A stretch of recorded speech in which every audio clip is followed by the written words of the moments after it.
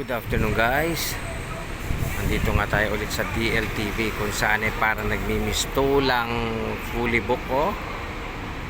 Alas 3 pasado na po pero ang dami pa rin tao. At kung nakikita nyo yun sa may counter, kasi medyo malayo tayo eh. Yan po may mga nakapila pang bumibili ng ticket. Oh. Ganyan na ganyan pag fully book ang DLTV. Sa mga malapit na umuwi, kung mga isang linggo na lang ang uwi niya, mas maganda magparserba na lang kayo para siguradong may mauupuan na kayo at may masasakyan na kayo, di ba guys, no? Kung may mga nakalaan naman ng pera, bili na ng ticket at sa ganun hindi kayo mahirapan pagkuha ng anak. Tignan nyo kasi para nagmimisto